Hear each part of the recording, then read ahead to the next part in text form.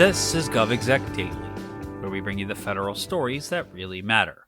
It's October 27th, 2021. I'm Russ Fortuné. For years, a Malaysian businessman named Leonard Francis, known as Fat Leonard due to his 350-pound frame, provided U.S. Navy personnel with luxury items, prostitutes, and hundreds of thousands of dollars in cash.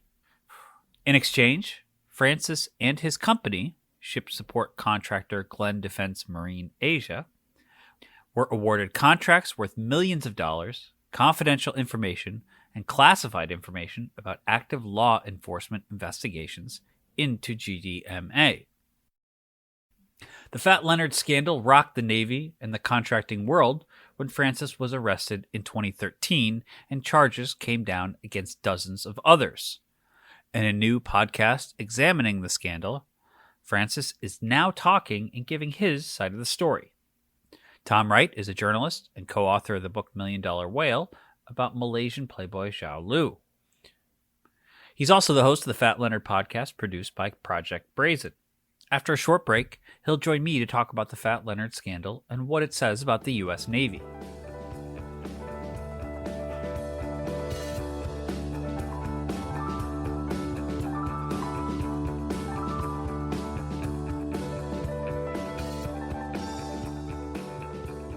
Want to hear more from GovExec, NextGov, Defense One, and Route 50? Tune in to our virtual events to hear interviews with government leaders about the most important topics today, including the federal workforce, health IT, artificial intelligence, 5G, and more. Visit govexec.com/events to learn more.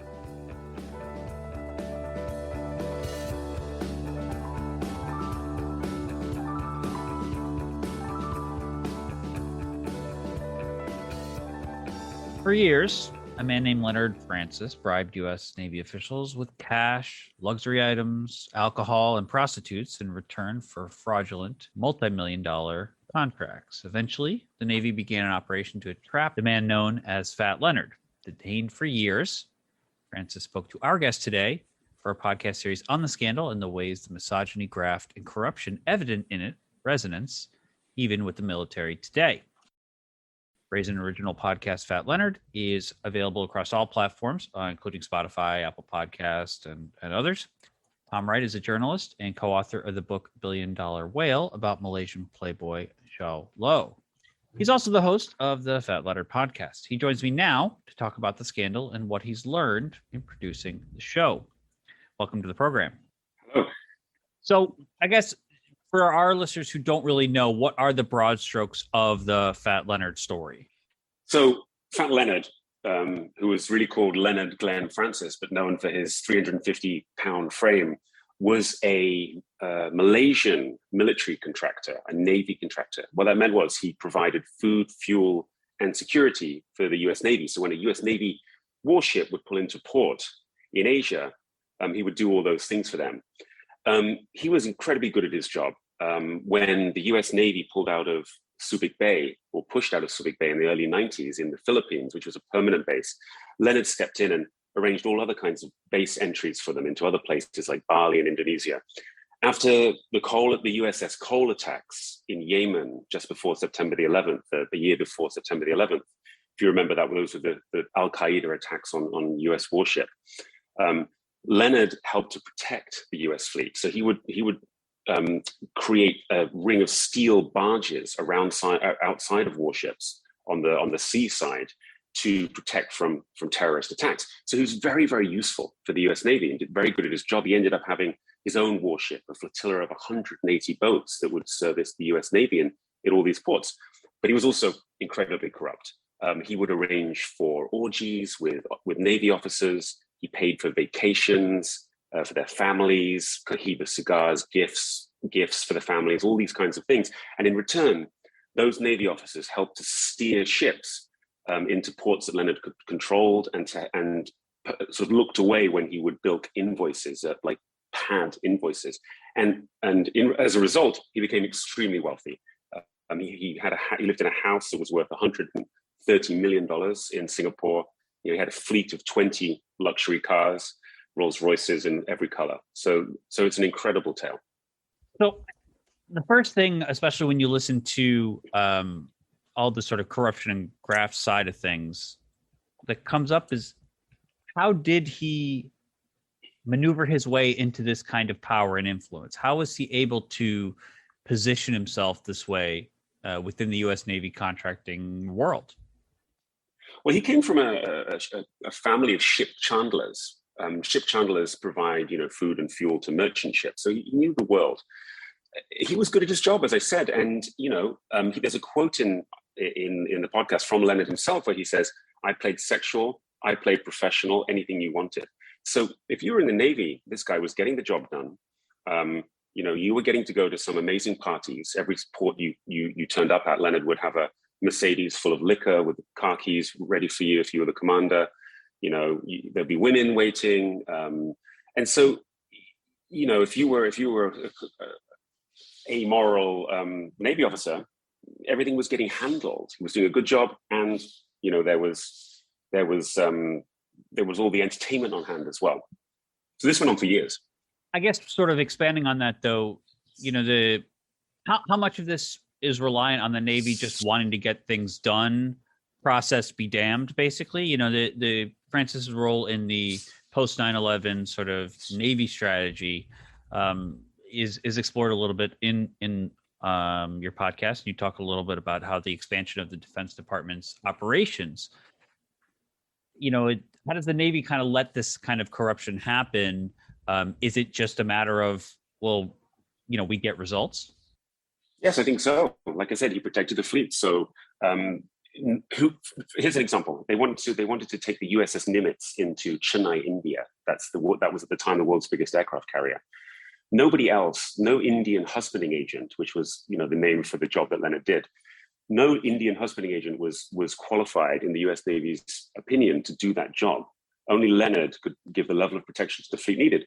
So Leonard sailed ships, the distance from New York City to Denver, Colorado, across the Indian Ocean, to perform that duty, and he charged $5 million for it.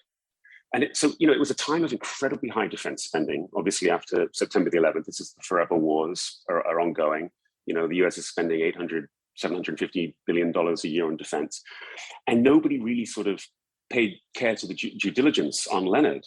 He was doing a good job, but he was also sort of fleecing the American taxpayer. And at the same time, all these officers were having a good time. So to that end, he's got a story to tell, and you're helping him tell that story to a certain extent. How did you get him to talk to you, to give you his side of the story? So Leonard was arrested in 2013 in San Diego, and we have an episode which came out today, and for your listeners, that is, we're in October, about how Leonard got arrested. It's never really been fully reported. So he was arrested partly because a Navy commander's wife, who the commander had been corrupted by Leonard with women and ended up doing jail time. The wife ended up taking her husband to the NCIS, and the NCIS ended up arresting Leonard. And it's a very long story, but Leonard even corrupted the NCIS themselves. And so, he was staying one step ahead for a while, but eventually he gets arrested. And then in 2013, he's lured to San Diego and arrested. And then he goes to jail in San Diego, where he's been for the last 8 years, in jail and then house arrest. He has kidney cancer, so he's dying.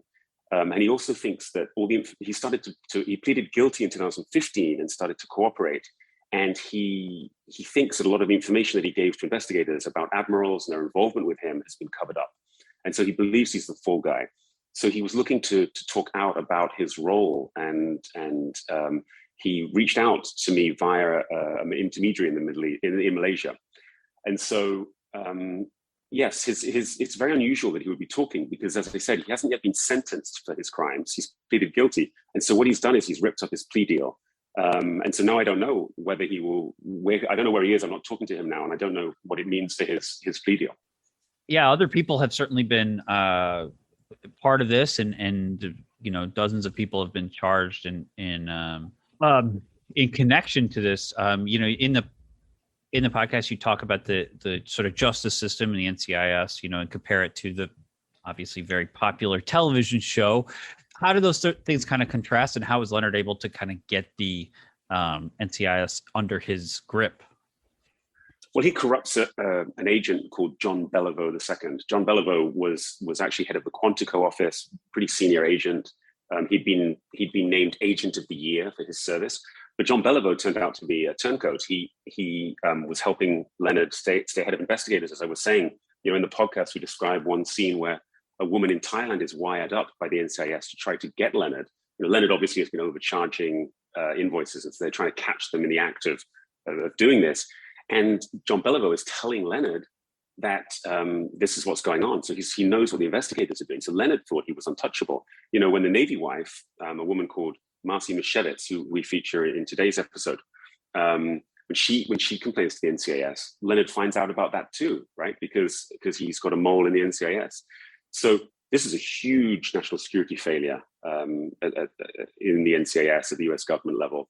And the other huge national security failure here is that Leonard was recording a lot of the orgies and sexual encounters that he had organized for officers. And so he had all that sexual compromat. And then when the NCIS is going after him and he finds out about it from his mole, he moves a lot of his information onto a Chinese server to try to avoid detection. And so, China now has control of some of the sexual compromat and potentially other classified documents. And so it's a huge, huge bruise on the Navy and on US national security interests. In the first episode, Francis sort of cites Elvis Presley. You even try to get him to sing at one point. I'm not sure if it's in that episode.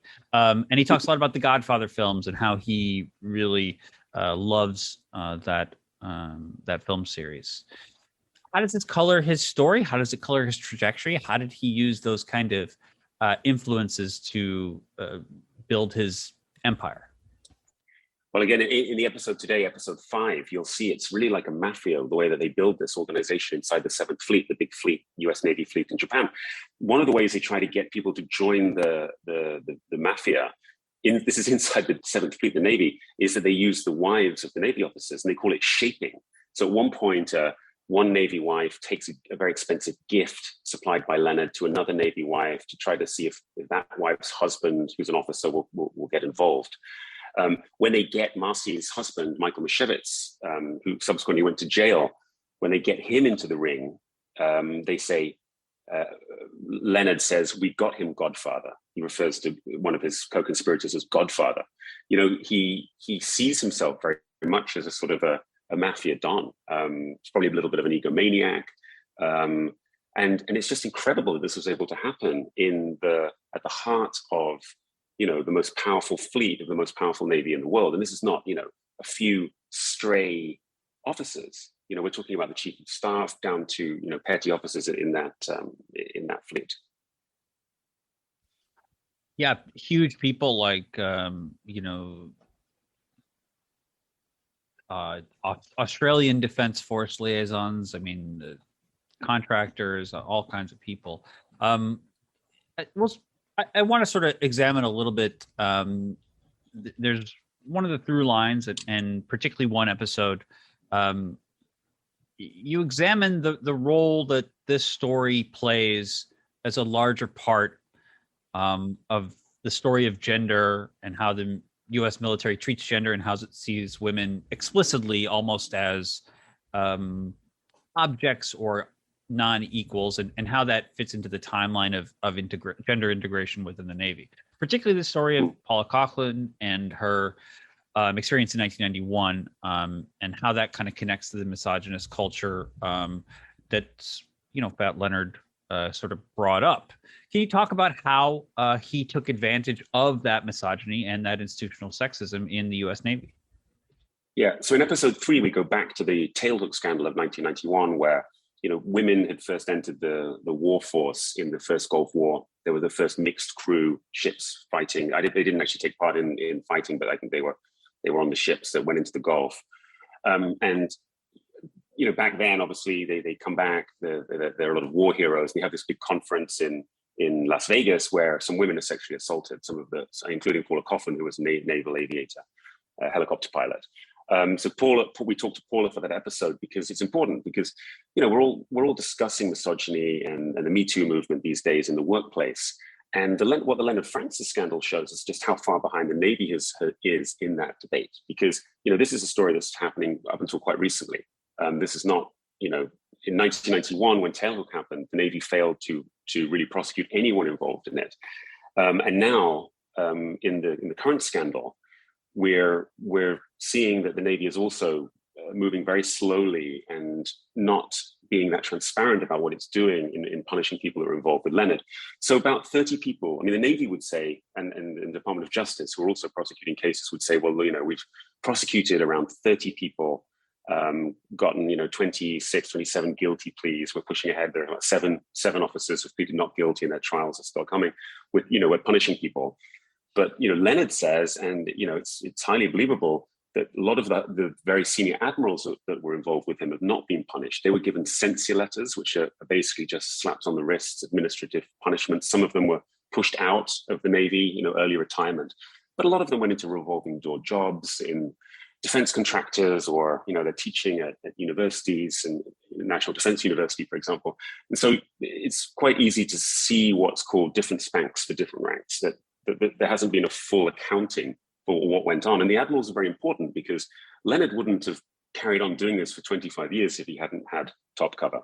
Yeah, he certainly wouldn't have had the influence and the size of influence he did. I guess we'll end on this. You talked to him.